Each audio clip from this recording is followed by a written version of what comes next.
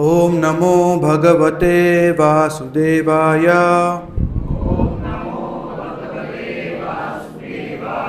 ओम नमो भगवते वासुदेवाय।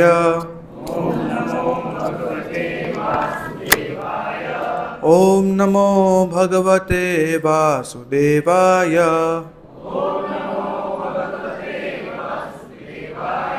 ओम अज्ञानतिमिरान्धस्य ज्ञानाञ्जनशलाकया चक्षुरुन्मिलितं येन तस्मै श्रीगुरुवे नमः।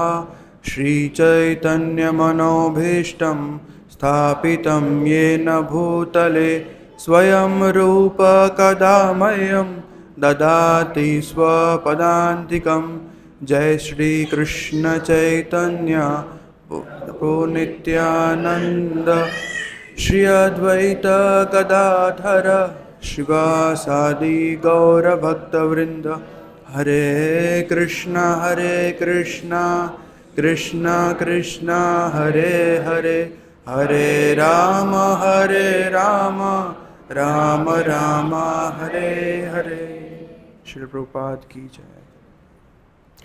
ओके, तो as we discussed, today's topic is 5 वो कारण जो अर्जुन बता रहा था कि उसको ये युद्ध नहीं करना है।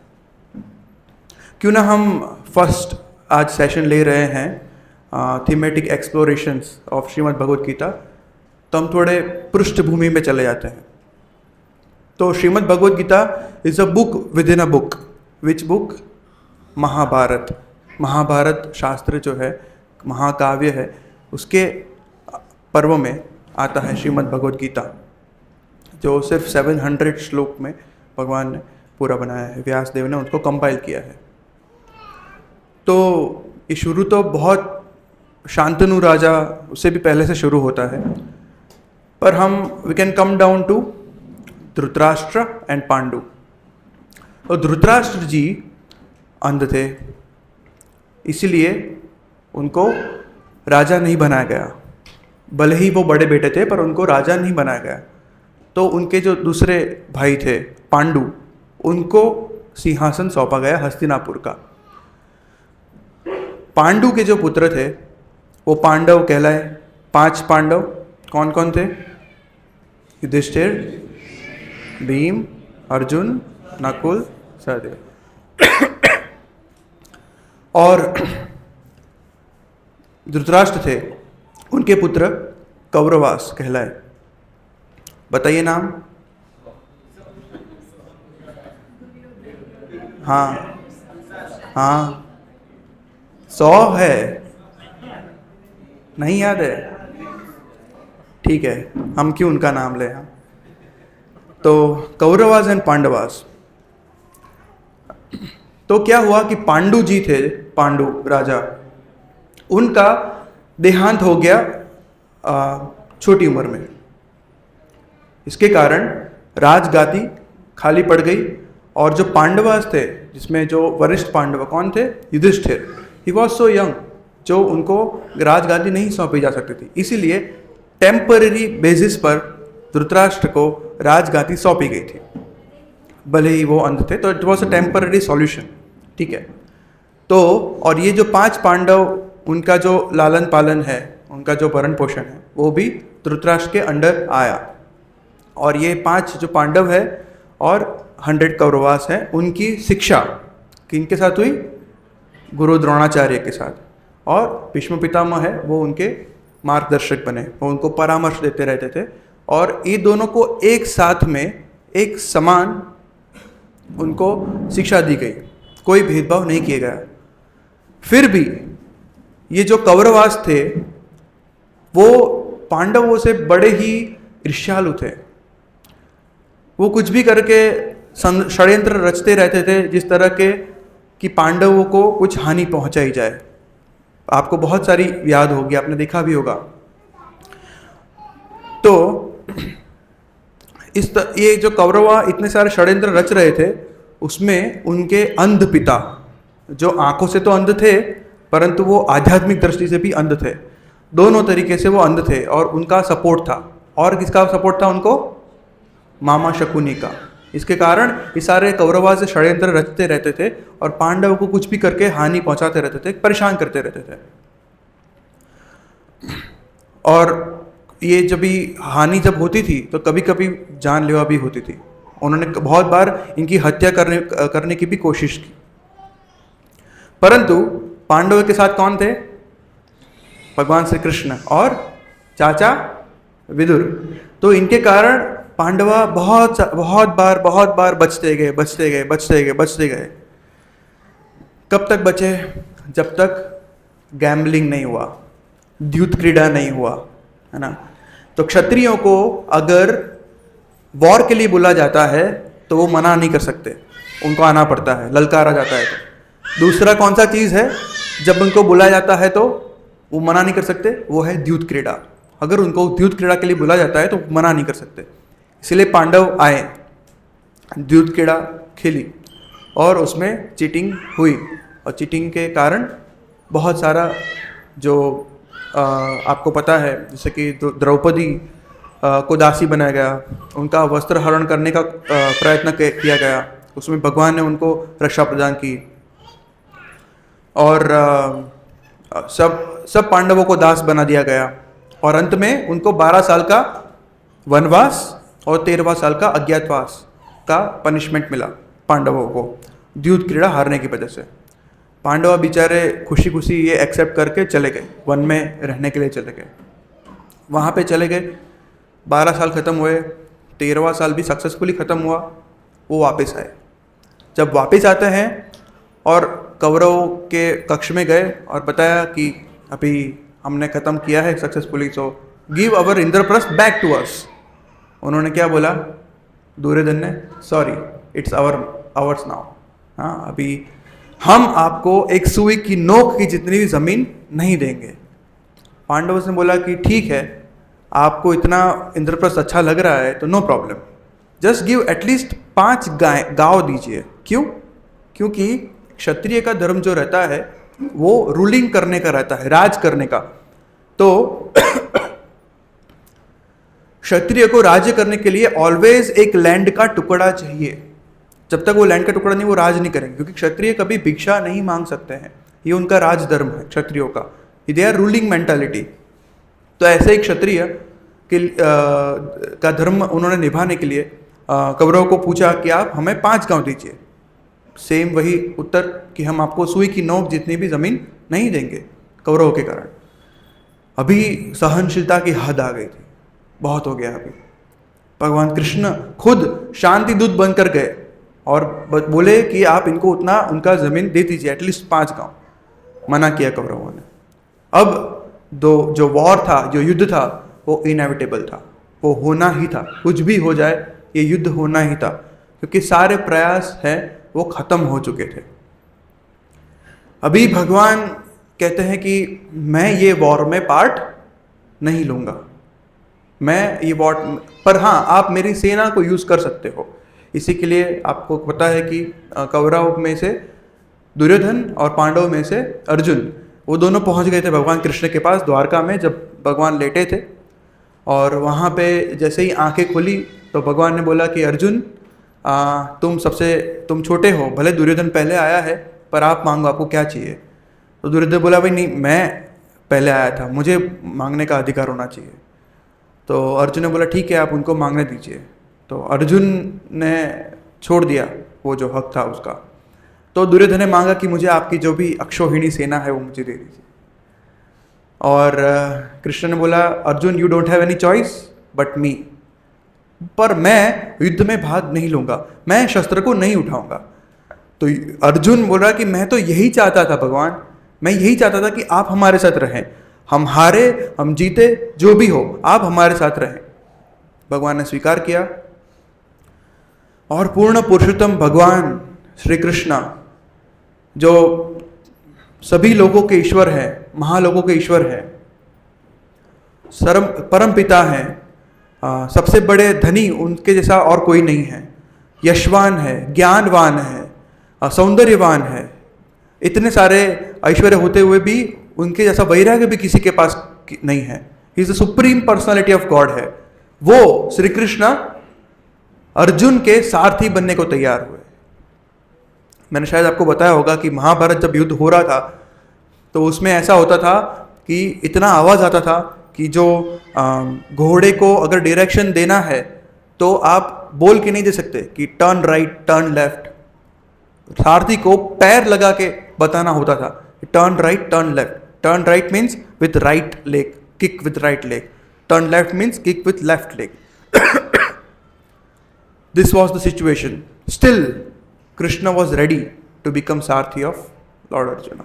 अर्जुन के लिए वो रेडी हुए। तो ये भगवान का एक कंपैशनेट स्वभाव है, वो भक्त वत्सल भगवान जो अर्जुन के सारथी बनने को तैयार हुए। अब जब युद्ध का पहला दिन आता है, पहला दिन के युद्ध में सब लोग आमने सामने खड़े रहते हैं और कौन ब्रॉडकास्ट कर रहा था लाइव? संजय ब्रॉडकास्ट कर रहा था और धृतराष्ट्र वहाँ पे बैठे बैठे सब देख रहा था कि युद्ध में क्या चल रहा है।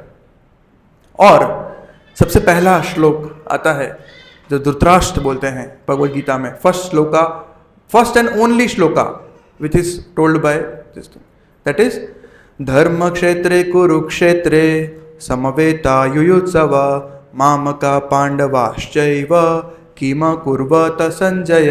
दैट मीन्स धर्म क्षेत्र कुरुक्षेत्र में दोनों युद्ध करने के लिए उत्सुक जो पांडव और कौरव इकट्ठे हुए हैं, सॉरी ही टोल्ड मामका पांडवा, मेरे और उनके। हाँ, अगर आप लोग कहीं पे जैसे आप प्रभु हैं और लाइक आपके भाई हैं, है ना, तो आप दोनों कोई जगह पे आप गए हो, वैसे द्वारका गए हो, वहाँ पे एक अच्छा सा फार्म हाउस है, आप बैठ के आप कीर्तन कर रहे हो, कुछ पढ़ रहे हो और आपके 4-5 बच्चे हो जो खेल रहे हैं, ठीक है। तो अचानक से वो ओझल हो जाते हैं, कहीं पे अदृश्य हो जाते हैं। तो आपके भाई क्या बोलेंगे कि तुम्हारे और मेरे पुत्र कहाँ गए, ऐसा बोलेंगे? बच्चे कहाँ गए ऐसा बोलेंगे ना। हाँ, बट इन्होंने क्या बोला? माम का पांडवाश्चैव, मेरे और पांडव के पुत्रों ने क्या किया। This was told.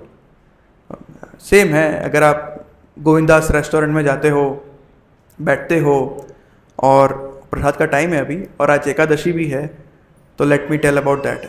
आप फ्रूट सैलेड्स, लस्सी, वो सब कुछ मंगवा रहे हो, है ना, और एकादशी फास्टिंग प्रसाद मंगवा रहे हो, तो वो जो वेटर सेवक है वो लेके आता है, आपके सामने परोसता है।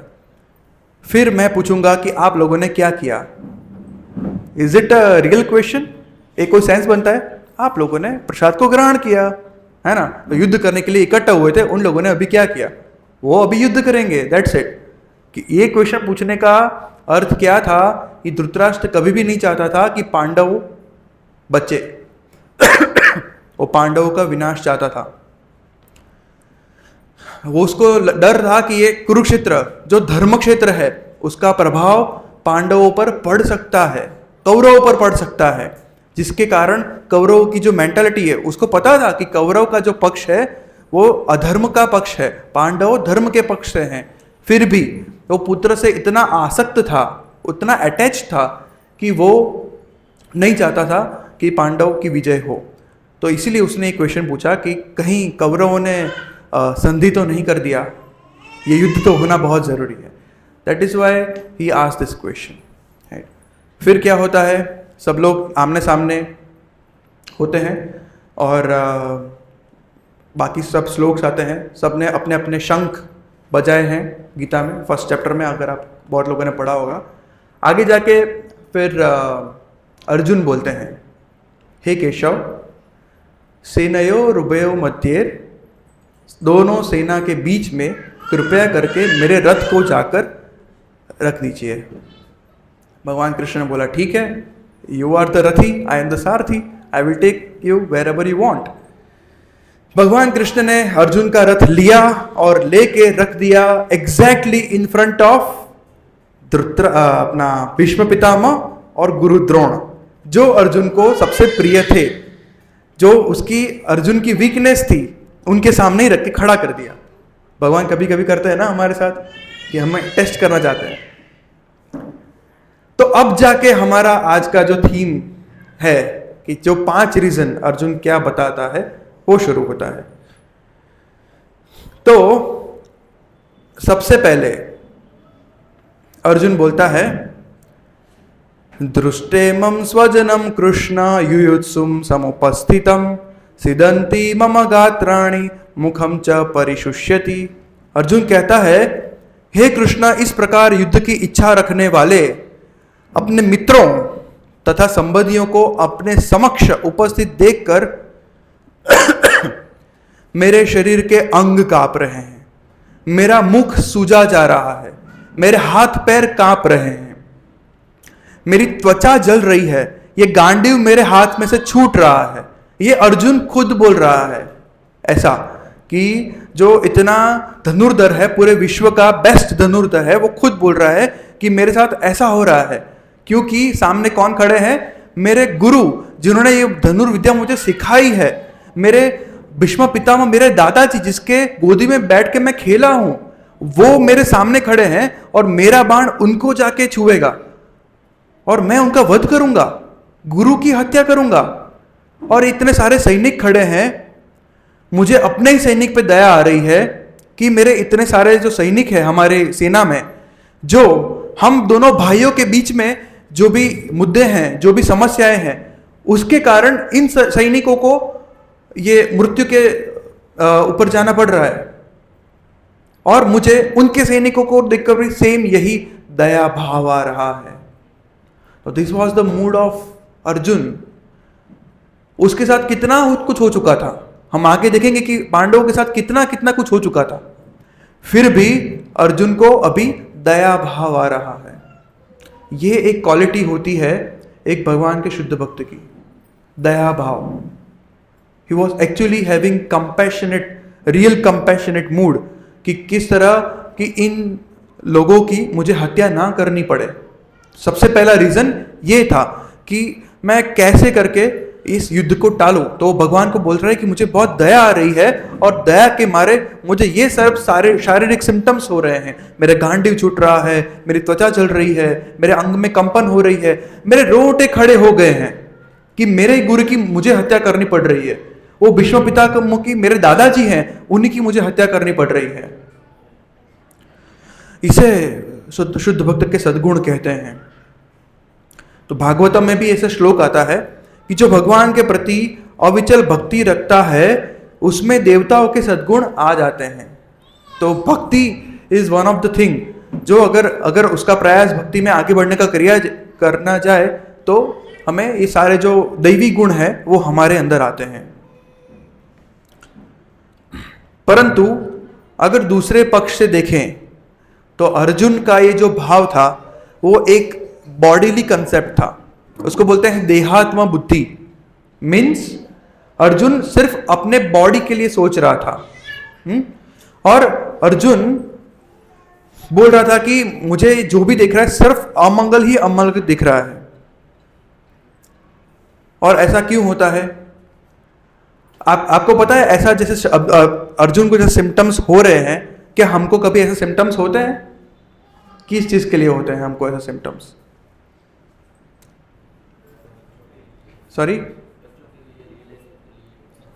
वो तो थोड़ा बड़ा है, पर अगर यहाँ पे आप बैठे हैं और फिर आप प्रसाद लेंगे, प्रसाद लेके बाहर जाएंगे और जेब में हाथ डालेंगे, वो फोन नहीं है मेरा, नहीं मिल रहा, कहाँ गया फोन?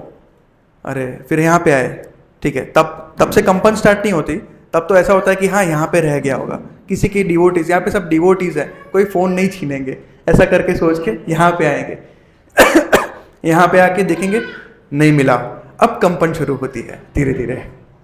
फिर आप अलग अलग माध्यम से चेक करते हैं, फ़ोन करवाते हैं और किसी ने फ़ोन उठा लेते हैं कोई और बोलते हैं कि हाँ तुम्हारा फ़ोन मेरे पास है, आपको जो करना है कर लो।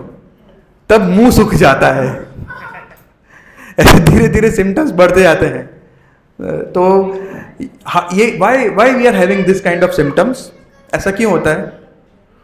Y we are having this kind of symptoms? Because we are attached to the phone. किसी का पालतू डॉग है या कैट है, वो रख रहे हैं, अगर उसका देहांत हो जाता है तो वो कितने डिप्रेशन में चले जाते हैं। That is also one the reason of attachment towards that kind of thing. तो ये भौतिक चीज़ों से अटैचमेंट जब ज़्यादा होता है तब जाके हमें इस तरह का सिम्टम्स आते हैं। तो अर्जुन को इसी तरह के सिम्टम्स थे क्योंकि उसको भौतिक अटैचमेंट था। आप बोलोगे कि भगवान के समक्ष था और भगवान का तो अच्छा भक्त था, तो उसमें ऐसे सिम्टम्स क्यों आ रहे हैं? अर्जुन हालांकि बहुत ही भगवान का अच्छा सिम्टम्स था और उसमें कंपैशनेट होना वो एकदम नेचुरल था, परंतु इस कॉन्टेक्स्ट में जब वो युद्ध करने के लिए बैठा है और जो उसके गुरु द्रोणाचार्य है और भीष्म पितामह ने जो अर्जुन के एनिमीज है उसके पक्ष में रहना स्वीकारा है, तब उनकी दया करना क्या आवश्यक है, क्या वैलिड है, ये क्वेश्चन उठता है ना। तो उस कॉन्टेक्स्ट में अर्जुन का कंपैशनेट होना कितना वाजिबी है वो हम सोच सकते हैं। तो yes, this attachment causes lot of problem to us, परंतु अर्जुन भले ही भगवान का भक्त है और इतना वो हो रहा है, परंतु हमें ये नहीं भूलना चाहिए कि अर्जुन एक ड्रामा कर रहा है। जैसे आप लोगों ने ड्रामा देखा ना द्वारका में, तो अर्जुन एक रोल प्ले कर रहा है हमें, किस लिए कि वो जिसके कारण भगवत गीता कही जाए, वो ऐसा क्वेश्चंस हमारे लिए पूछ रहा है। आप है ऐसा नहीं कह सकते कि भगवान और अर्जुन के बीच में वार्तालाप है, भगवान ने अर्जुन के लिए सब कुछ उपदेश दिए हैं, नहीं, ऐसा नहीं है। भगवान ने पूरे विश्व के लिए ये सारे भगवत गीता के 700 श्लोक जो भी उपदेश है उसके लिए दिए हैं। तो Arjun is just doing a role play on behalf of us. तो वो भी भगवान की इच्छा थी कि वो इस तरह का सिम्टम्स प्रदर्शित करे जिसे समझ आए हमें कि हमें फिजिकल चीज़ों से अटैचमेंट नहीं रखना चाहिए। तो this is about compassionate mode. यहाँ पे लिखा है प्रत्येक प्राणी अपने में तथा अपने स्वार्थ में रुचि रखता है। सबको अपना स्वार्थ चाहिए, तो सबको चाहिए कि मेरा क्या होगा अगर मेरे गुरुजी चले जाएंगे, मेरे दादाजी चले जाएंगे, पर वो खुद का स्वार्थ है। कोई भगवान के स्वार्थ के बारे में नहीं सोचता, किसी भी को परमात्मा में रुचि नहीं होती। कृष्ण की इच्छा से अर्जुन अपने स्वार्थ के प्रति अज्ञान दिख रहा था। मनुष्य का वास्तविक स्वार्थ तो विष्णु या कृष्ण में ही निहित है। तो हमारे साथ वो होना चाहिए कि कृष्ण का इच्छा क्या है। अगर वो हम सोचेंगे तब हमें समझ आएगा कि अपना स्वार्थ मायने ही नहीं रखता। बद्ध जीव इसे भूल जाता है, इसीलिए उसे भौतिक कष्ट उठाने पड़ते हैं। तो अगर हम अपने स्वार्थ के लिए कार्य करते हैं, that is the root for all the misery. दुख का कारण यही है कि हम अपने स्वार्थ के लिए सोच रहे हैं, कार्य कर रहे हैं। अर्जुन ने सोचा कि उसकी विजय केवल उसके शोक के कारण बन सकती है, इसलिए वो ऐसे कंपैशनेट भाव को प्रदर्शित कर रहा था। Okay, so this was the first कारण, दैट इज दया भाव। दूसरा कारण अर्जुन का विजय वॉर न लड़ने का, वो था एंजॉयमेंट मेंटालिटी। अर्जुन कहता है कि इस युद्ध में मैं अपने ही स्वजनों का वध करने से न तो मुझे कोई अच्छाई दिखाई देती है, मैं उससे किसी प्रकार विजय, राज्य, सुख की इच्छा रखता हूं। मुझे कोई सुख नहीं चाहिए, मुझे कोई विजय नहीं चाहिए इस वॉर से। ऐसा क्यों बोलता है?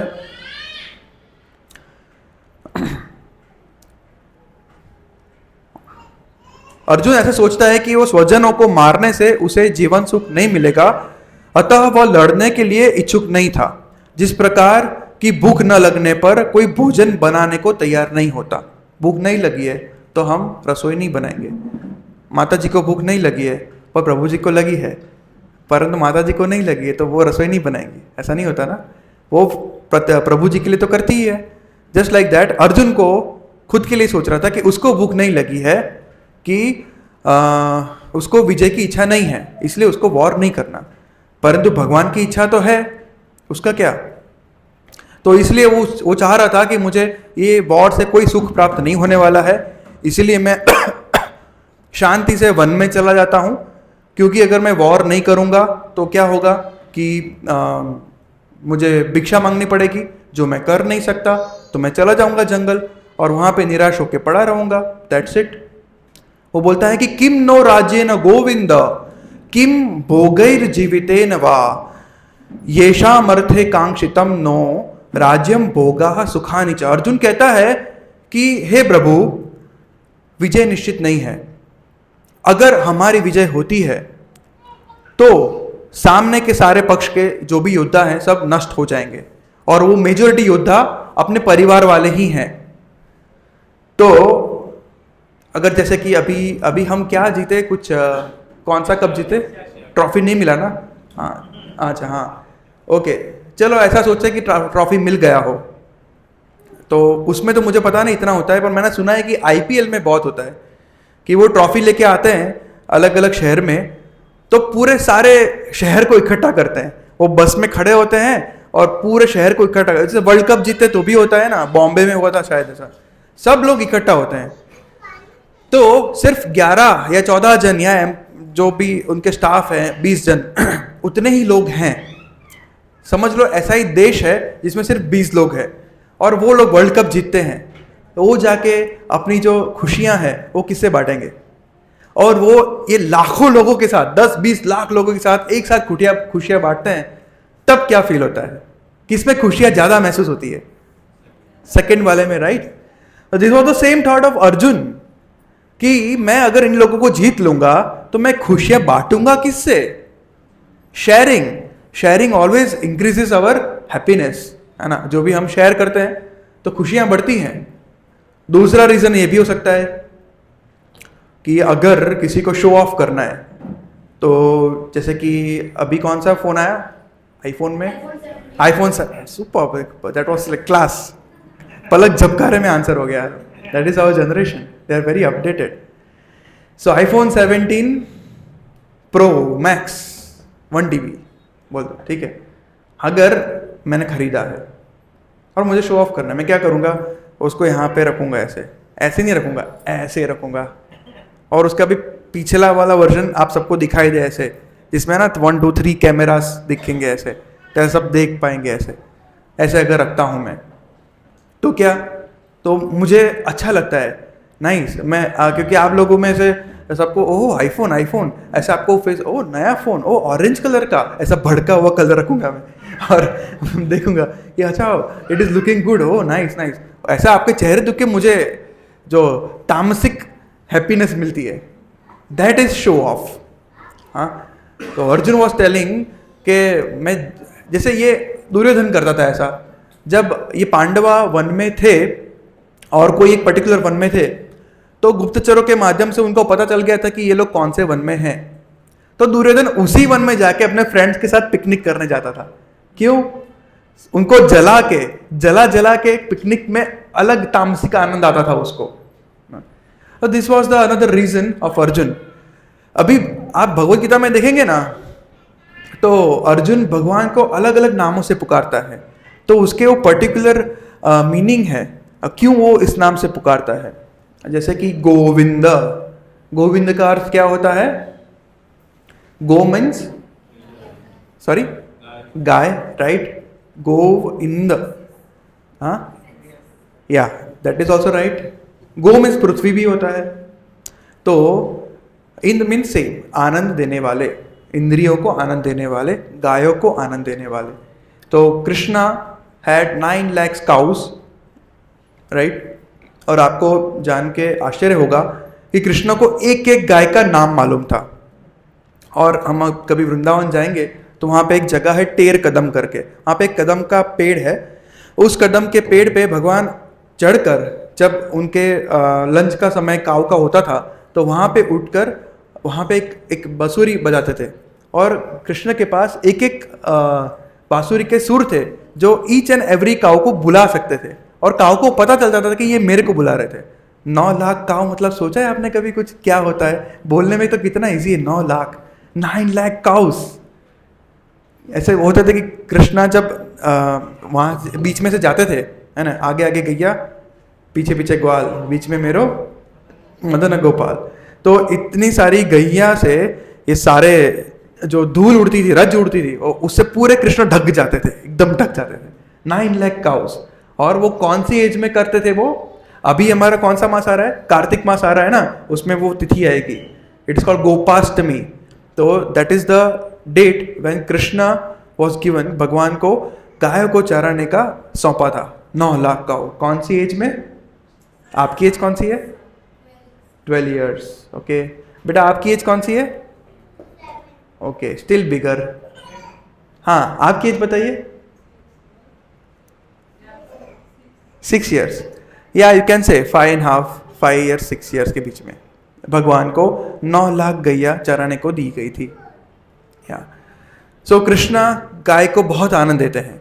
दूसरा गो का अर्थ है इंद्रियां। कृष्णा इंद्रियों को आनंद देने वाले हैं।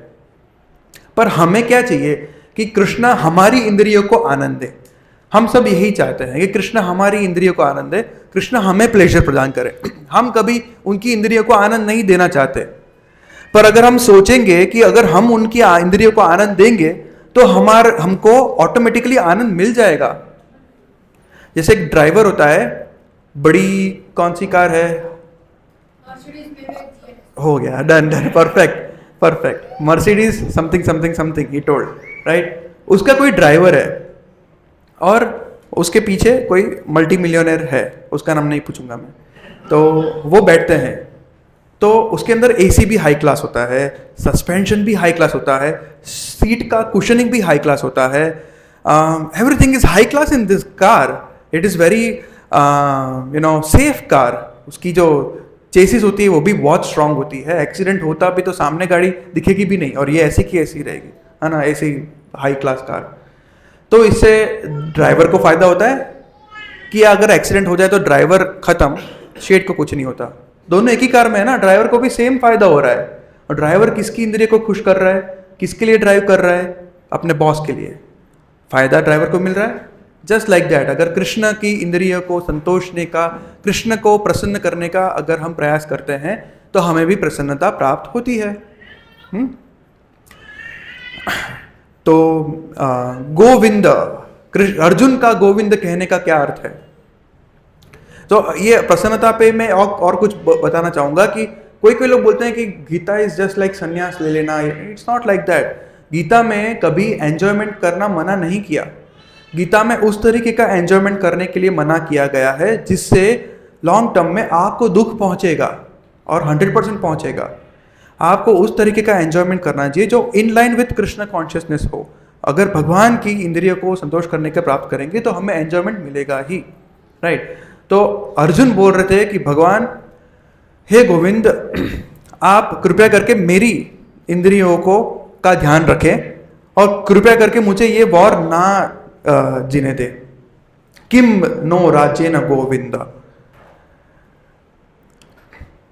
तो इस विशिष्ट शब्द का अर्जुन संकेत कर रहा था कि कृष्ण यह समझे कि अर्जुन की इंद्रियां कैसे तृप्त होंगी। पर यदि हम गोविंद की इंद्रियों को तुष्ट करने का प्रयास करते हैं तो हमारी इंद्रियां स्वतः ही तुष्ट हो जाती हैं। किंतु ईश्वर उनकी तृप्ति वहीं तक करते हैं जिनके तक वो पात्र होते हैं, उस हद तक नहीं जितना वो खुद चाहते हो।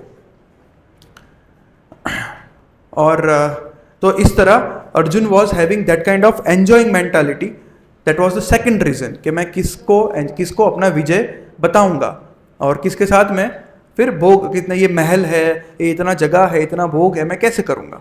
That was the second reason. Now coming to third reason, that is sinful reaction, पाप। इतने सारे लोगों को मारकर मैं कहाँ नरक में धकेलोगे क्या आप मुझे? कृष्णा को अर्जुन जनार्दन कह के पुकारते हैं। जनार्दन का भी 2 अर्थ होता है। जन आर्दन मतलब जन का पालन करने वाले, और दूसरा विनाश करने वाले। तो जनार्दन तो आप हैं, मुझे क्यों विनाश करने के लिए कह रहे हैं? अगर आपको चाहिए तो कृपया करके आप ही विनाश कर लीजिए ना उनका।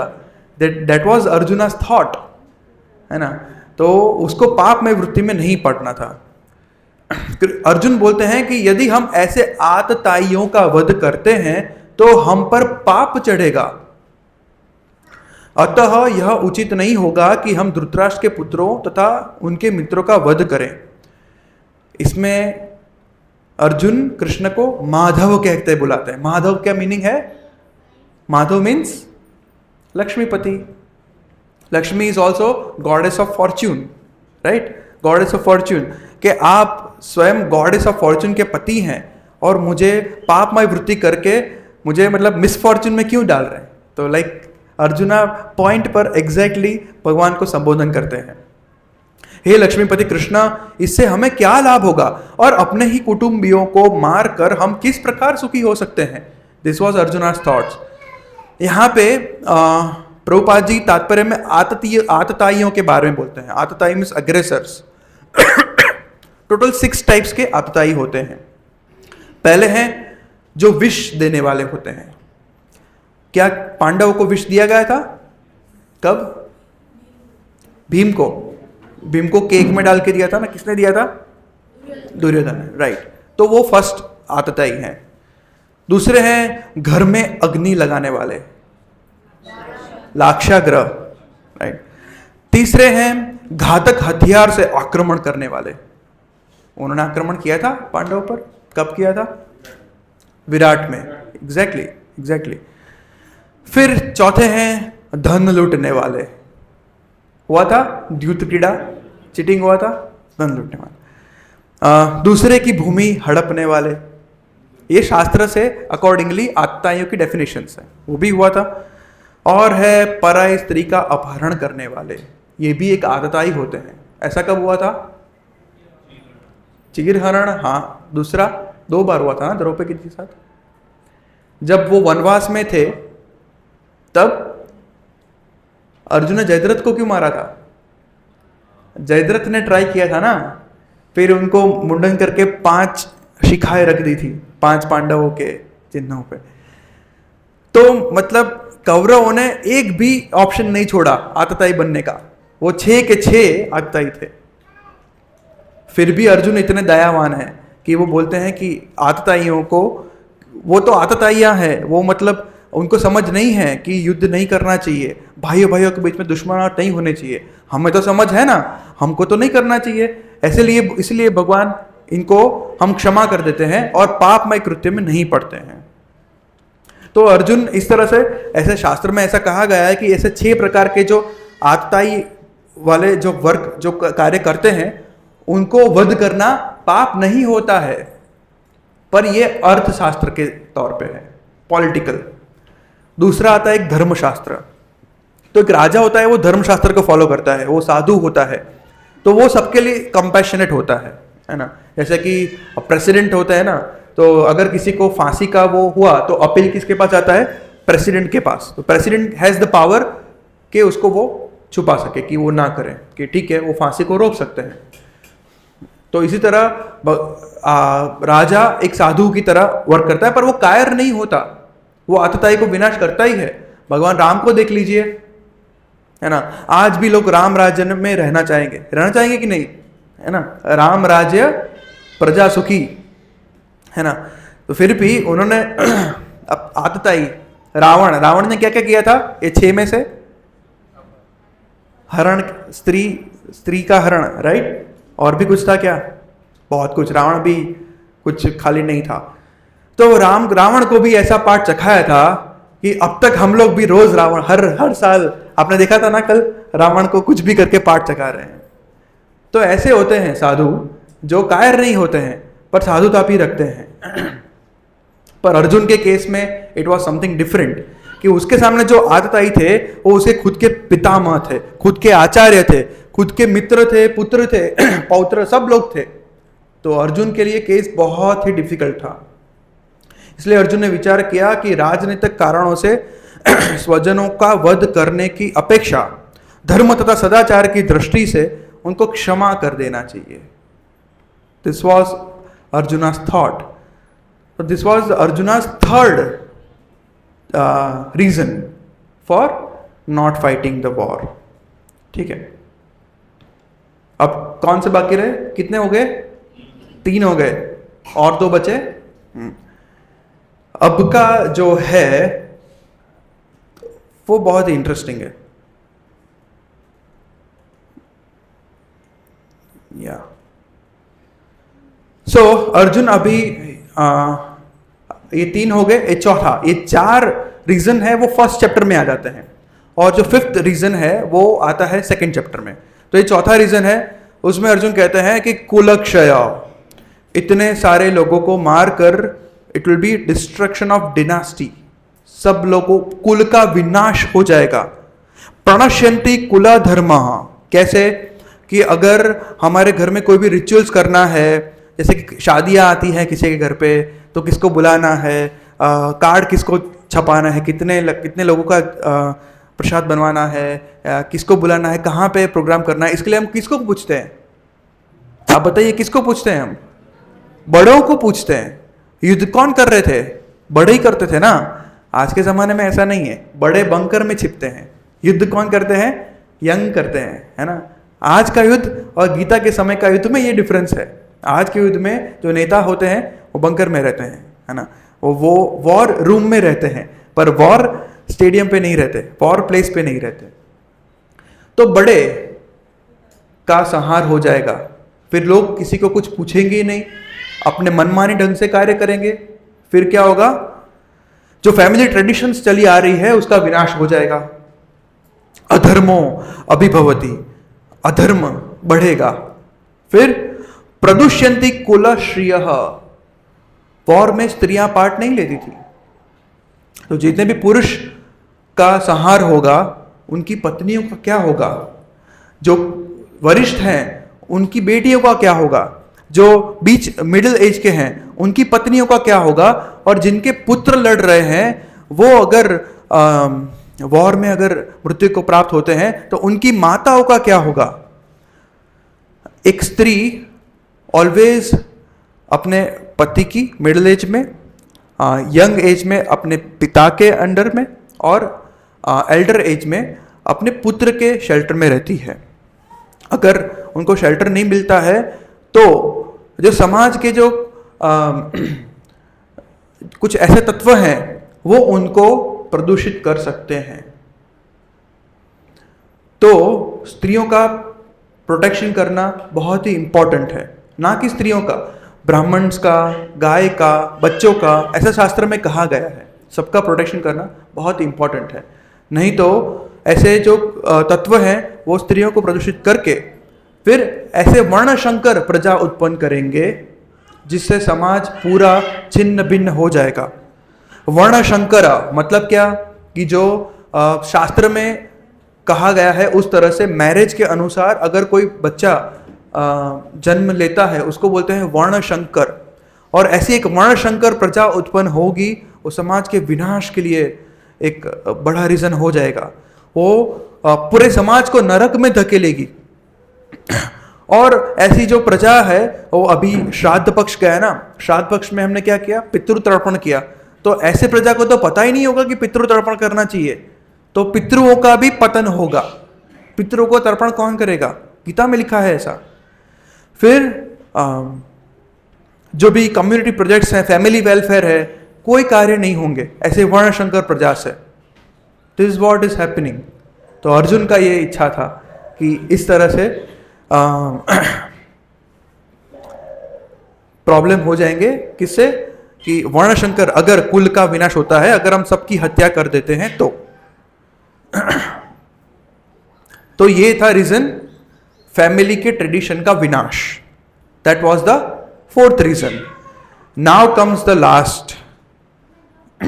तो लास्ट है जो सेकेंड चैप्टर में आता है, उसमें अर्जुन ये 4 रीजन बोलते बोलते थक जाता है और बोलता है कि हे प्रभु, मुझे ये समझ नहीं आ रहा कि अगर मैं इस युद्ध को जीत लेता हूं तो मेरे साथ जीतने लायक कोई नहीं होगा और मुझे इन सब लोगों का पाप लगेगा और मुझे नरक में जाना पड़ सकता है और मेरे ही स्वजनों का मैं हनन करूंगा। तो ये कैसी जीत है? ये तो एक प्रकार से मेरी हार ही है। और दूसरा, अगर मैं हार जाऊंगा तो कुछ नहीं, तो मुझे भिक्षा लेनी पड़ेगी, जो मेरे क्षत्रिय के धर्म से विरुद्ध है, वो मैं नहीं कर सकता। तो मैं जीतूं या उनके द्वारा जीता जाऊं, मुझे कुछ समझ नहीं आ रहा। I am totally confused. That is called indecision. I don't know what to do. Should I fight the war और should I not fight the war? That is the 6th reason. तो हमारे जीवन में भी ऐसा होता है ना कि मैं करूं कि ना करूं, क्रिकेट में ये बॉल खेलूं कि ना खेलूं, है ना, पता है ना। There are so many situations in our life जिसमें हम ऐसा सोचते हैं कि मैं ये करूं कि ना करूं। तो उस टाइम पे क्या करना चाहिए? अर्जुन ने क्या किया था? कार्पण्य दोषो पहत स्वभाव पृच्छामि त्वाम धर्म सम्मूढ़ चेतः यच्छेन्द्रियस्यान्निश्चितं ब्रूहि तन्मे शिष्यस्ते हम शाधि माम त्वाम प्रपन्नम। कृपया करके मुझे शिष्य बनाइए, और मेरी जो मैं दुर्बल बुद्धि के कारण मेरा हृदय जो दूषित हो चुका है, इसीलिए मेरी चेतना धर्म असंपूर्ण हो गई है, इसलिए मैं आपकी शरण ग्रहण करता हूँ। तो क्या किया अर्जुन ने? सुसाइड किया? नहीं, हाँ, भगवान के शरण में जाके उनसे पूछा, किसी और के शरण, स्वयं भगवान के शरण में, राइट। तो आपको ये रीजंस कैसे लगे? क्या अर्जुन सही में अच्छे बराबर रीजंस बता रहा है या गलत बता रहा है? एनीवन? सही लग रहा है? हाँ सही, एकदम ऑनेस्ट आंसर है। हाँ, यस, दुविधा होती है, तब जाके तो भगवत गीता बनती है। कोई पूछता है कि भगवत गीता का बेस्ट चैप्टर कौन सा है, कोई बोलता है 9th chapter which is middle of the Bhagavad Gita, essence of all Bhagavad Gita. Somebody tells second, Bhagavad Gita का सार, इट्स लाइक सार, सब कुछ है इसमें। कोई बोलता है 18th the conclusion, that is the Bhagavad Gita का बेस्ट चैप्टर। पर एक वरिष्ठ भक्त से मैंने सुना था, वो बोल रहे थे कि मुझे फर्स्ट चैप्टर बहुत अच्छा लगता है, उसमें क्वेश्चंस है, रियल लाइफ प्रॉब्लम्स है, जिससे भगवान की अगर शरण लेते हैं तो भगवान फिर किस तरह से आंसर देते हैं वो हमें मालूम पड़ता है। तो आपको सारे रीजंस याद हैं? तो मैं आपको सारे एक्सप्लेनेशंस तो अभी नहीं बता पाऊंगा, क्योंकि सेकेंड चैप्टर जो है वो पूरा आंसर से भरा पड़ा है, भगवान के answers, and all over whole Bhagavad Gita is with the answer to this first chapter. तो जो फर्स्ट था क्या था, मैं शॉर्ट में बता सकता हूं आपको। फर्स्ट रीजन वॉज दया भाव। दया भाव के वो क्या था? देहात्मक बुद्धि थी, राइट। देहात्मक बुद्धि से वो कर रहे थे कि क्योंकि जो द्रोण है, भीष्म पितामह है, वो सनातन तो नहीं है, वो सनातन है पर उनका शरीर सनातन है क्या? नहीं ना। तो भगवान फिर इसके आंसर में पूरा आत्मा का वर्णन करते हैं सेकंड चैप्टर में, कि आत्मा का विनाश कभी नहीं होता, जो विनाश होता है वो सिर्फ देह का ही होता है, राइट। तो इसलिए, और इंद्रियों के मात्र स्पर्शास्तु काउंतेय शीतोष्ण सुख दुखदा आगमा पाइनो नित्यास ताम स्थितिक्षस्व भारत। मतलब गर्मी, ठंडी, सुख, दुख, ये सब आते जाते हैं। अगर कोई किसी का देहांत होता है तो दुख प्राप्त होता है, और कोई नया भी बॉर्न होता है, तो सुख दुख आते जाते रहते हैं। परंतु हमें जानना चाहिए कि आत्मा शाश्वत है। न जायते म्रियते वा कदाचिन ना हम भूत्वा भविताम वा न भूयः। कभी इसका मृत्यु नहीं होता, कभी इसका जन्म नहीं होता। न जायते म्रियते वा कदाचिन नाय भूत्वा, ये ऐसा भी नहीं था कि आत्मा भूतकाल में नहीं थी, भविष्य में नहीं रहेगी, या वर्तमान में नहीं है। आत्मा शाश्वत है। अजो नित्यम शाश्वतम यो पुराणो न हन्यते हन्यमाने शरीरे। शरीर के मरने से भी आत्मा का हनन कभी नहीं होगा। नैनम चिंदन्ति शस्त्राणि, शस्त्र से कभी इसका हनन नहीं होता। नैनम दहति पावक, अग्नि इसको जला नहीं सकती। भले आपकी ब्रह्मोस मिसाइल आ जाए या कोई भी मिसाइल आ जाए, आत्मा का आप शरीर मार सकते हो पर उस आत्मा को नहीं मार सकते। न चैनम क्लेद्यन्ते आपो, मतलब पानी से इसको भिगोया नहीं जा सकता। न शोषयति मारुत, ना आप पवन से उसको सुखाया जा सकता है। तो इसीलिए अर्जुन, दया मत करो और युद्ध करो। That was the first answer Krishna gave. Second reason was enjoyment mentality. तो उसमें बोलते हैं कि हे अर्जुन, आप एक क्षत्रिय हो, और क्षत्रिय का ये धर्म बनता है कि उसको युद्ध करना पड़ेगा, धर्म के लिए युद्ध करना होगा, राइट। एक क्षत्रिय अगर उसका धर्म नहीं फॉलो करता है तो उसको नरक में जाना पड़ सकता है, क्योंकि वो कर्तव्य से विमुख हो जाता है, तो उसको उसका धर्म से वो हट नहीं सकता। तीसरा रीजन क्या था? Sinful activity. यही है कि अगर तुम अपने कर्तव्य से विमुख होगे, क्योंकि क्षत्रियों का काम है कि प्रजा की रक्षण करना, अगर वो आप नहीं करोगे तो आपको पाप लगेगा, क्योंकि आप स्वधर्म से विमुख हो रहे हो, तब आप जाके पाप में गिरोगे। अर्जुन तो बोल रहा था कि प्रभु ये सब लोग तो आपके सामने मृत्यु को प्राप्त हो गए, तो इन लोगों को तो स्वर्ग में जाना पड़ेगा, और मैं युद्ध जीत भी जाऊंगा फिर भी पृथ्वी पर रहकर सारे कर्म भुगते रहूंगा, मुझे तो स्वर्ग में जाने को नहीं मिलेगा। ऐसा क्यों? That was the enjoying mentality of Arjun. But Krishna ने वो तोड़ा कि अगर तुम अपना स्वधर्म नहीं यूज करोगे तो आपको पाप लगेगा। चौथा क्या था? विनाश, प्रजा का पूरा विनाश, धर्म का विनाश, फैमिली ट्रेडिशंस का विनाश। उसके बारे में भी सेकेंड चैप्टर में भगवान ने बहुत सुंदर से बहुत बड़ा विस्तरण से पूरा वर्णन किया है। और अंत में था इनडिसिसिवनेस। उसमें भगवान ने बताया है कि व्यवसायत्मिका बुद्धि एक यह कुरुनंदना। अगर आप ऐसे कंफ्यूजन में लगोगे तो आप कभी भी अपना कार्य नहीं कर पाओगे। अगर आपको डॉक्टरी में भी जाना है या मैथ्स भी लेना है, आपको कॉमर्स भी करना है, आर्ट्स भी करना है, तो क्या कर पाओगे आप? कुछ नहीं। You have to choose one thing, युद्ध करना है कि नहीं करना है, दैट्स इट। अदरवाइज आप फोकस ही नहीं कर पाओगे, युद्ध कर भी नहीं पाओगे, नहीं भी कर पाओगे। तो इसलिए भगवान सेकंड चैप्टर में सारे बताते हैं। ये बहुत ही संक्षिप्त था, पर आप जब आप पूरा, अगर नेक्स्ट थिंग्स भी आएगी जब हम अगली थीम्स भगवद गीता की सुनेंगे, उसमें हम और कन्विंस हो पाएंगे कि शायद कि अर्जुन के जो रीजंस जो अभी हमें सही लग रहे हैं वो कितने गलत हैं।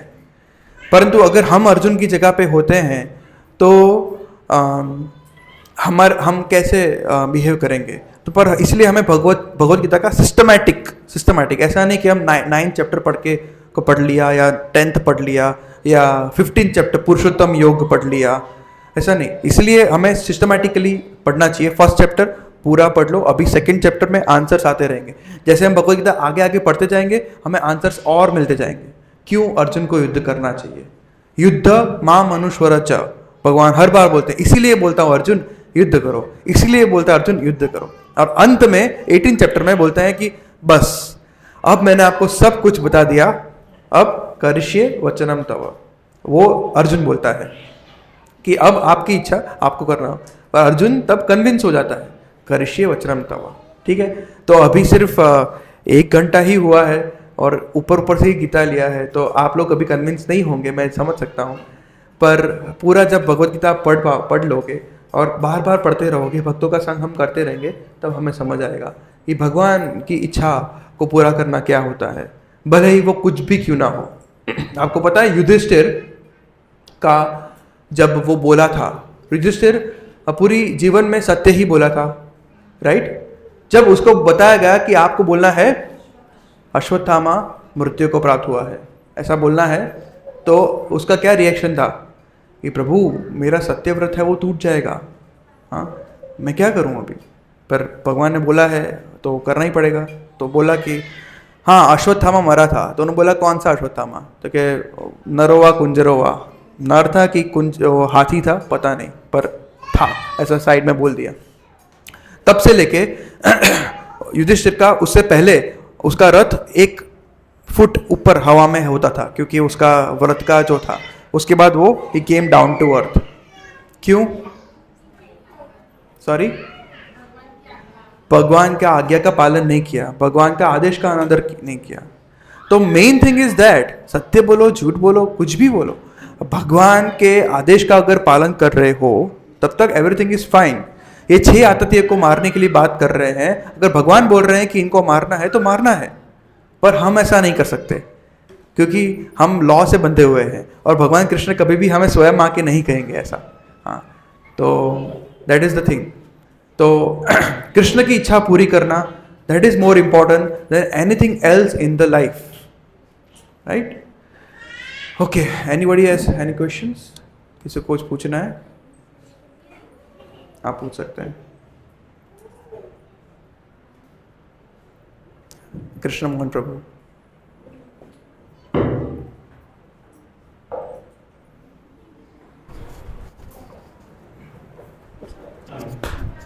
हरे कृष्ण। हरे कृष्ण। सपोज अभी ये जो पहला अध्याय होता है इसमें, अगर हम ये चीज अपने अभी के टाइम का भी कोरिलेट करते हैं कि ये भी जो बताया कि जो अर्जुन तो बिल्कुल सही थे, यूँ मना कर रहे थे कि सब चीज उनको बता दिया कि हमको सारे हमारे गुरु हैं, हमारे दादाजी हैं, हमारे सब भाई हैं, बंधु हैं, उनको क्यों मारा जाए।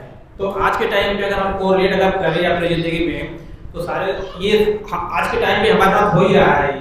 तो क्या हमको मारना चाहिए कि हमको मतलब ऐसे मतलब क्या हमको कोई कृष्ण भगवान हमको तुरंत आके बताएंगे नहीं कि आपको क्या करना है क्या नहीं करना है। हमारे घर में भी भाई बहन सब जब होता ही है, सराउंडिंग में होता है, तो हम उसको कैसे कोरिलेट करें, हमको क्या ज्ञान मिल रहा है सर हमें, वो तो हम सब गीता तो पढ़ ही रहे हैं, उसमें सब चीज लिखा हुआ है, हमको मानना ही है। लेकिन आज के हमारे मतलब आज के करंट सिचुएशन में जो हम जी रहे हैं, उसमें क्या हम बदलाव करें, कैसे हम उसको अपने जीवन में लाएं, राइट, ये चीज है। हाँ, तो अगर हम भगवत गीता को पूरा पढ़ेंगे, पूरा है ना, this very small part we heard, अगर पूरा पढ़ते हैं तो एक एक क्वेश्चन का हमें आंसर मिल जाता है, नंबर 1। नंबर 2 इज, हाँ, कृष्ण हमें बोलने नहीं आएंगे क्योंकि हम इतने शुद्ध नहीं हैं, परंतु कृष्ण परमात्मा के स्वरूप में हमारे हृदय में है, तो वो हमें गाइड करते हैं, नंबर 1। नंबर 2 इज, भगवान भक्तों के मुख से भी बोलते हैं, भगवान के भक्त श्रील प्रभुपाद स्वयं, तो वो आप भगवत गीता में एक तात्पर्य में भी पढ़ेंगे तो वो बोलते हैं कि हमें क्या करना चाहिए क्या हमें भी आतताई का वध करना चाहिए कि नहीं, कि हमें अगर हमारे साथ भी ऐसे सब लोग होते हैं तो हमें क्या करना चाहिए। तो ऐसे सिचुएशंस में अगर हम भक्तों का संग करते रहेंगे तो हमें समझ आता रहेगा कि हम ऐसे सिचुएशन में पढ़ेंगे ही नहीं, अगर पढ़ते हैं तो we are bound to loss. तो क्षत्रियों का अर्जुन को क्या बोला गया कि तुम क्षत्रिय हो, क्षत्रिय होना तुम्हारा स्वधर्म है। हमारा स्वधर्म क्या है, हम जिस कंट्री में रहते हैं, जिस स्टेट में रहते हैं, उसके जो लॉज एंड रेगुलेशंस है उसको फॉलो करना, राइट, वो हमारा स्वधर्म है। अगर हम वो स्वधर्म को फॉलो नहीं करेंगे then we will be punished, right. तो इससे हमें ये सीख मिलती है कि अर्जुन को क्या बोला गया था, भगवान ने कहा कि तुम्हें स्वधर्म नहीं करोगे फॉलो तो तुम्हें पाप में वृत्ति में जाना जाएगा। तो हमें भी अपने स्वधर्म को अपनाना चाहिए। स्वधर्म, हमारा जो धर्म है क्या है, we are civilized citizens, right. एक होता है सिविलाइज्ड, एक होता है नॉन सिविलाइज्ड जो जेल्स में रहते हैं, और हम लोग सिविलाइज्ड हैं, मतलब we are not free, we are civilized. Why we are civilized, because अगर रेड लाइट होता है तो वहाँ पे जाके कार खड़ी रखते हैं, राइट। हम जो भी लॉज है उसको मानते हैं, हम लॉज के बिना अगर हम फ्री हो जाएंगे तो हम सीधे जेल में चले जाएंगे, क्योंकि उन लोगों ने उनका स्वधर्म को फॉलो नहीं किया, उससे वो विमुख हो गए और स्वधर्म को तोड़ा, राइट। तो इससे हमें ये पर्टिकुलर चीज़ से ये मालूम होता है। परंतु आप जैसे बोलते हैं कि और भी बहुत सारी सिचुएशंस होती है, तो उसमें हमें कैसे अपने आप को कंट्रोल करके कैसे हम सहनशीलता विकसानी है। जैसे हमारे साथ कुछ कर जाता है तो सहनशीलता, क्योंकि अर्जुन सहनशील थे। अर्जुन और पांडवों के साथ आपने देखा कि 6 आतताई अलग अलग हैं, वो सभी कुछ हो चुका था, वो तो सिर्फ एग्जाम्पल था, और भी बहुत कुछ हो चुका था उनके साथ, फिर भी वो अंत में दया दिखाते हैं उन पर, वो सोचते हैं कि क्षमा कर देते हैं इनको। तो वो अर्जुन का गुण नहीं है। तो अर्जुन से हमें ये सीखना है कि वो कितने सहनशील हैं।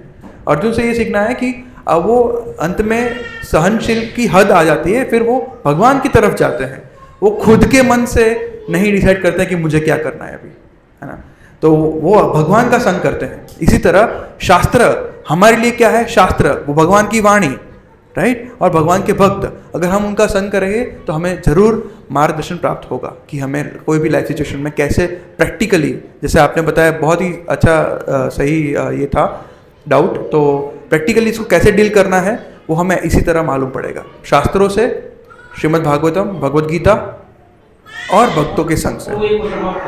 कि जब ये जब क्रीड़ा हो रहा था, ये जब चल रहा था, तो फिर इन्होंने फिर ये पांडव बोल रहे बहुत अच्छे थे, तो ये वो क्रीड़ा करने गए क्यों? आपने बताया कि नहीं, जो क्षत्रिय का धर्म होता है कि अगर किसी कोई बुलाता है तो जाना है, तो ठीक है, वो गए, अपना क्रीड़ा करो, जो भी खेलना है खेलो, लेकिन स्त्री को क्यों दाव पे लगाया? उनको पता नहीं था कि स्त्री को दाव नहीं लगाते हैं, तो कैसा ज्ञान है उनका ये बात सही है, परंतु इससे भी हमें सीखना गलत है चाहिए। ना सर ये? हाँ, गलत है। तो ये चीज जो पांडव को हमें अच्छा बताना है, मान रहे हैं ठीक है अच्छा। बताया है, लेकिन प्रभु का साथ था उनके पास, तो प्रभु उतना दया किए हुए थे, लेकिन पांडवों ने गलत तो किया ही है कि उसने स्त्री को दांव पे लगाया। सबसे बड़ी बात वहीं से सारा चीज स्टार्ट हुआ फिर। तो अगर नहीं लगाते तो वो क्यों काज्ञानी कहे जा रहे? वो सिर्फ अकेला चीज नहीं था, बहुत कुछ चीजें था। युद्ध तो अल्टीमेटली होने ही वाला था, ये एक कारण था, बोल सकते हैं ऐसा, ये बड़ा था कारण। तो बात सही है कि पांडव को ऐसा नहीं करना चाहिए था, क्या था ये है, पर ये क्षत्रिय है। वो क्षत्रिय का जो मेंटल स्टेटस होता है, उनका जो कॉन्शियसनेस होता है, उनका बोलते हैं ना कि वो हम कलयुग के मानव समझ ही नहीं सकते। हम अभी बोलते हैं कि हाँ मैं 10 बजे तक पहुंच जाऊंगा, तो फिर हम 10:15 भी आते हैं, 10:30 भी आते हैं। कभी कभी हम बोलते हैं कि लाइक द्वारका में हम गए थे, तो हम बोलते हैं कि भाई इस टाइम पे हमें पहुंच जाना है, तो लेट होता ही है। तो कोई अपने जुबान के पक्के, ये हम सोच ही नहीं सकते कि कोई हो सकता है ऐसा, पर वहां पे वो होता था Prabhu. They used to be like that. वो उनका स्वधर्म था कि अगर करना है तो करना है। ये आपके पास, जब तक आपके पास कुछ नहीं हो तब तक आप उठ नहीं सकते वहां से। आप खुद भी जब तक दाव पर ना लग जाओ तब तक आप उठ नहीं सकते। तो उनको डिलिबरेटली इन चीजों में फंसाया गया था। वो भी भगवान की इच्छा थी कि महाभारत करना था और पृथ्वी का भार हल्का करना था, 64 करोड़ सैनिकों को मारना था। That was also Krishna's wish only. तो उनकी इच्छा के कारण ही सब हो रहा था, एवरीथिंग वाज गोइंग। और भगवान ने भी उनके भक्त का पूरा रक्षा किया है, द्रौपदी का पूरा रक्षा, एक बाल भी मां का नहीं होने दिया द्रौपदी। और उसी का वो ये लेके भीम ने 100 के 100 कौरवों को मार दिया। तो वो इंस्पिरेशन था भीम के लिए।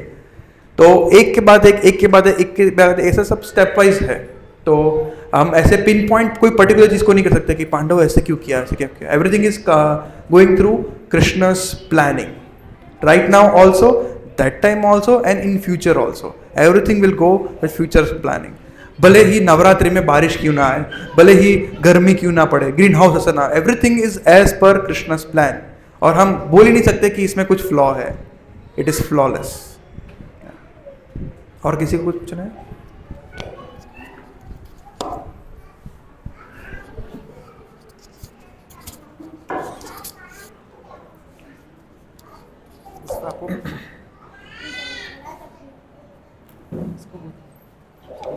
Okay. We are exactly on time. Yeah. Okay, so next Friday भी, yeah, Prabhu, you want to ask something? आराम से। हरे कृष्ण प्रभु। जैसे अजी प्रभु जी ने जो क्वेश्चन पूछा और उसके आंसर आपने दिए, उसमें ही मेरा क्वेश्चन है। जैसे कि ये 5 हमने बताया कि अर्जुन ने रीज़न दिए। हमारे पास तो मतलब 5 तो छोड़ो, 1-2 ही रीज़न हो गए। वो मेजोरिटी लाइक एन्जॉयमेंट मेंटालिटी और वही दया भाव तो आता ही नहीं है, पहली बात हमारी। तो मतलब उनसे तो हम मैच कभी नहीं कर पाएंगे। उसके बाद एक फाइनल रहता है डिसीजन। तो जैसे हमने जीएसटी में भी पढ़ा था कि आपको कर्म करना है, कर्म नहीं अकर्म करना है। अकर्म मतलब कृष्ण को सेंटर में रखते हुए। तो उसके लिए मतलब गीता हम पढ़े कितना भी पढ़े, उसका तात्पर्य भी हम देखें, इतना समझ में आने में हमारी इंटेलेक्चुअल भी इतनी ज़बरदस्त तो नहीं है। जैसे आपने बताया कि भक्तों का संग करना है, आई थिंक वही है हमारे लिए।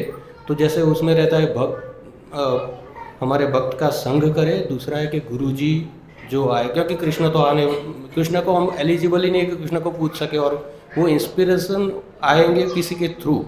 तो वो किसी के थ्रू मतलब भक्त हैं, गुरुजी हैं। तो उसमें कितना हम उनको क्वेश्चन करें, क्योंकि डे टू डे लाइफ में वही रहेगा।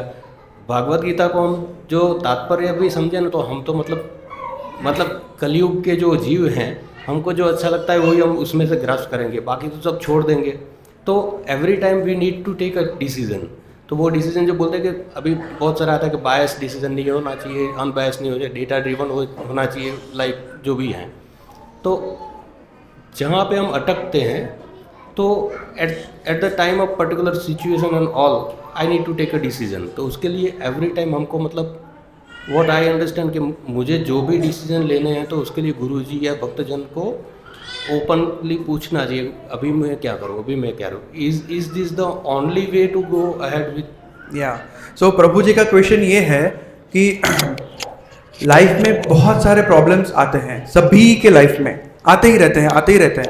तो हमें जल्दी से जल्दी उसका उपचार चाहिए। भक्तों का संग हम करेंगे, बुक्स पढ़ेंगे, पर हमें ऐसा क्या करें कि हमें फटाफट आंसर मिलते जाए और हर एक चीज़ को हमें डिवोटी को पूछना ना पड़े। यही क्वेश्चन है ना। तो भगवान इसके बारे में 10th चैप्टर में क्वेश्चन बोलते हैं, भगवान श्लोक बोलते हैं। भगवान कहते हैं मत चित्ता मतगत प्राणा बोधयंत परस्परम कथयंतश्च माम नित्यम तुष्यन्ति च रमन्ति च। फिर बोलते हैं ददामि बुद्धि योगम तम येन माम उपयांति ते।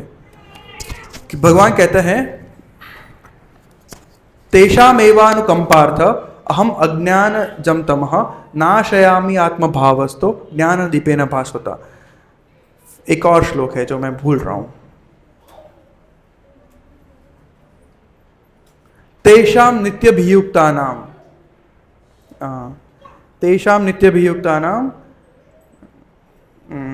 Let me see once.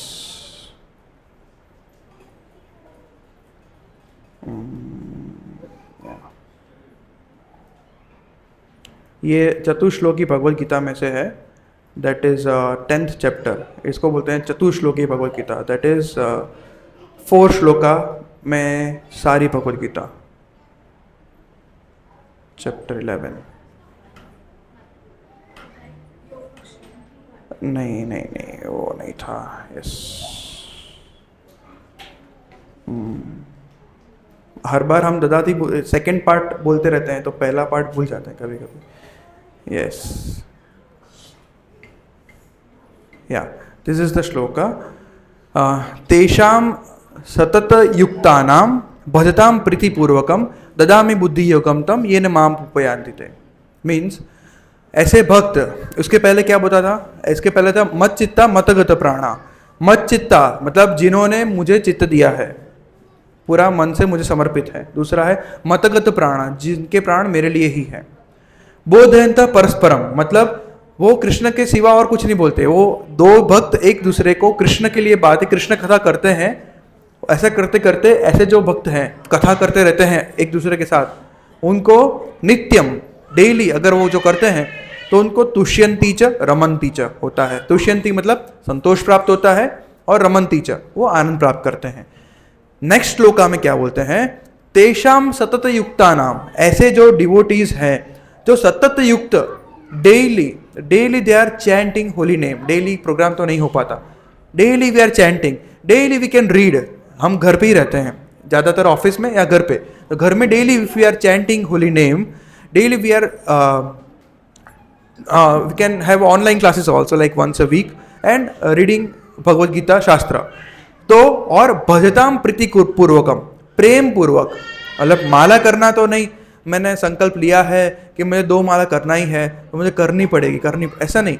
प्रेम से नेक्स्ट डे उठकर बैठते हैं और बैठ के प्रेम पूर्वक भगवान को प्रार्थना करते हैं, हे भगवान आपने मुझे इतना सब कुछ दिया है, मुझे बस आपकी सेवा करनी है और मुझे सही में रियल जो नॉलेज, रियल ज्ञान आपने प्रदान किया है, तो इसके लिए थैंक यू सो मच। और मैं आपकी और कैसे सेवा कर सकता हूँ और मैं अच्छे से आपके नाम में मुझे और रुचि बढ़े, ऐसी कृपा करिए, ऐसे प्रेम मुझे और थोड़ा और बढ़ाइए मेरे अंदर। ऐसा करके हम चैंटिंग स्टार्ट करते हैं प्रीतिपूर्वकम। उनको भगवान क्या करते हैं? ददामि बुद्धि योगम तम। ऐसे डिवोटीज को भगवान बुद्धि देते हैं। ये न माम उपयांति थे, कि जैसे वो मेरे पास आ सके। मतलब मेरे पास आना मतलब ज़्यादा कृष्ण कॉन्शियस होना। ज़्यादा कृष्ण कॉन्शियस कब हो पाएंगे? जब ये बाकी का जो भौतिक प्रॉब्लम्स हैं, इश्यूज हैं, उससे थोड़ा हम बच पाएंगे। तो नहीं तो वो रहेगा तो फिर हम ज़्यादा कृष्ण कॉन्शियस नहीं हो पाएंगे। जैसे कि अगर कोई व्यक्ति है जिसको फाइनेंशियल इश्यूज हैं, वो कैसे भगवान का भजन कर पाया? वो कैसे वो फ्राइडे प्रोग्राम में भी आए? उसको पेट्रोल का प्रॉब्लम है, ऐसे सारे इश्यूज हो सकते हैं किसी को। तो अगर वो भजताम प्रीतिपूर्वकम करता है, मत चित्ता मतगत प्राणा करता है, सतत युक्ता नाम नित्यम डेली करता है, तो भगवान उसको बुद्धि प्रदान करेंगे जिस तरह से वो थोड़ा धन अर्जन कर सके, जिससे वो थोड़ा और धनी होकर भगवान के पास आ सके। कैसे?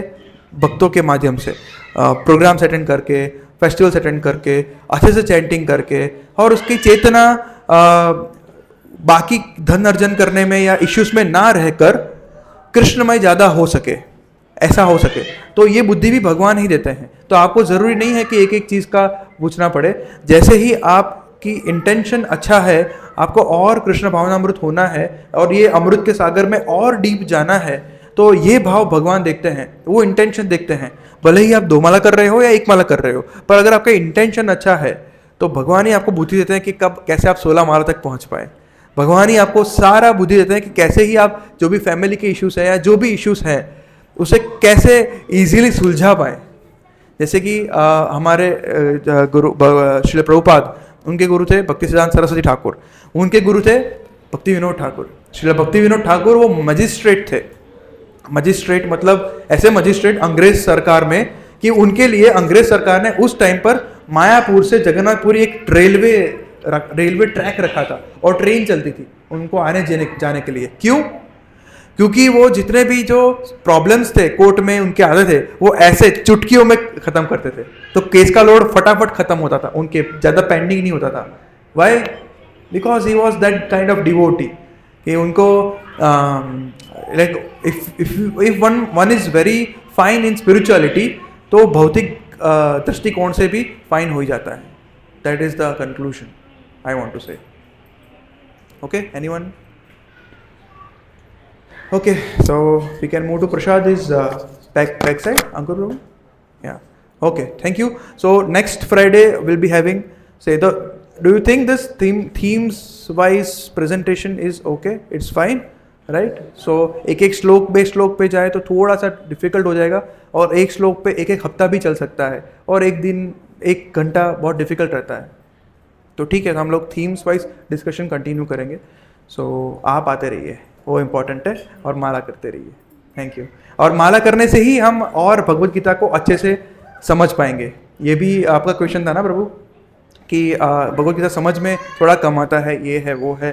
तो भगवत गीता का एक कोर्स होता है जो अभी मैं कर रहा हूँ, वो भक्ति शास्त्री कोर्स। उसमें ऐसा वो पॉइंट है कि 16 माला अगर कर रहे हैं कोई तो ही कर सकते हैं। क्यों? क्योंकि तो ही वो समझ पाएंगे, मतलब इतने टाइम से कर रहे हैं। तो 16 माला करते करते, वो 16 माला क्या है? भगवान का नाम है, भगवान से प्रार्थना है, और प्रार्थना करते करते भगवान हमें बुद्धि देंगे ही कि हम उनको कैसे समझ पाएं। Right, that will be very easy for us.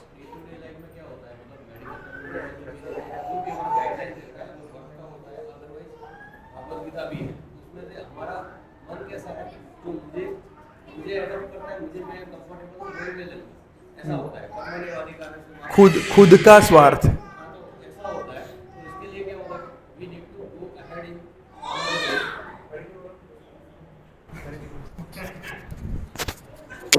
हाँ प्रभु जी, तो वो क्वेश्चन ऐसे था कि जैसे डे टू डे लाइफ में भी we do have similar guidelines, medical terminology में ये क्या करना है, मेडिसिन कैसे डेवलप करनी है, क्या नहीं करना है, वगैरह वगैरह जो भी है, वो गवर्नमेंट ने कुछ डिसाइड की होगी, रिस्पेक्टिव अथॉरिटी है जिन्होंने। तो बीइंग लाइक बिजनेस पर्सन और जो भी है, तो हम क्या करते हैं, उसमें से पूरा पैराग्राफ है, उसमें से जो हमारे लिए एप्लीकेबल होता है वही हम लेते हैं, बस इतना ही करना है, वो छोड़ो। वो स्वार्थी मेंटालिटी आ जाती है। Likewise in day to day life हमने भी देखा है कि भागवत गीता होते हैं, उसमें से कुछ श्लोक होते हैं, पर्टिकुलर श्लोक बोले जाते हैं, वो कभी नहीं करना उसमें है। भी पार्शियल बोलते हैं कि इतना ही करना है। तो ऐसा हमको नहीं करना है। हाँ। और उसके लिए जो इंटेलेक्ट चाहिए ना, आई थिंक मेरे पास तो इतनी है नहीं, आ जाएगा। तो उसके लिए कैसे डेवलप करना है, और उसके लिए आई थिंक वो आ जाएगा। फ्रीक्वेंट कम्युनिकेशन विद भक्तास और चैंटिंग नाइस चैंटिंग, वो हो जाएगा। मतलब ये तो सिंपल है कि हमें आधा अधूरा ज्ञान लेना ही नहीं है। Half knowledge is dangerous. सर्वधर्मान परित्यज्य मामेकम शरणम व्रज, इसमें से सिर्फ पहले ही लिया, सर्वधर्मान परित्यज्य, कोई धर्म को फॉलो करना ही नहीं है, कोई स्वधर्म को फॉलो नहीं करना है, बस। दूसरा कौन सुनेगा? मामेकम शरणम व्रज, वो तो कोई देखता ही नहीं है ना। सर्वधर्मा मतलब मैं कोई रिचुअल्स नहीं करूंगा, मैं कोई पितृओं के पक्ष में नहीं जाऊंगा, या कुछ नहीं करूंगा, कुछ ये वो क्या है, मैं सिर्फ ऐश करूंगा। हाँ, फिर मामेकम शरणम व्रजम कौन करेगा? तो ये हाफ चिकन मेंटालिटी बोलते हैं। हाफ चिकन मेंटालिटी क्या होता है कि एक वो सोने का अंडा देने वाली मुर्गी नहीं होती है, तो वो ऐसा थी एक बार, वो सोने के अंडे दे रही थी, तो रोज़ एक ही अंडा मिलता था, सोने का अंडा, एक ही अंडा, मतलब 10 ग्राम का एक अंडा होता था। 10 ग्राम मतलब बहुत होता है। तो पर वो जो था, जो उसका मालिक, वो बोल रहा था कि ये रोज़ एक एक अंडा क्या है, इसको मैं काट देता हूँ, इसका काट के जो ऊपर का पोर्शन है वो मैं फेंक देता हूँ, सिर्फ पीछे का पोर्शन रखता हूँ, उसमें से अंडे निकल रहेंगे। That is called half chicken mentality. क्या उससे फिर हमें अंडे मिलेंगे? नहीं मिलेंगे। तो half knowledge is dangerous, half chicken mentality that we should not have. तो whole, as a whole, Bhagavad Gita को एज अ होल ही लेना है। तो ऑब्वियसली वो इसलिए तो गुरु हैं, इसलिए तो गुरु हैं, गुरु के शिष्य हैं, भगवान के भक्त हैं, उनके साथ उनको सुनकर धीरे धीरे प्रोग्रेस करेंगे हमें, है ना। वो बस हमारा प्रयास होना चाहिए कि हमें जानना है बस, और चैंटिंग करते रहना है। तो सिंसियरली प्रयास करेंगे तो भगवान तो है ही। Okay, thank you. Hare Krishna. You can forward to prasad. Shri Prabhupada की जय।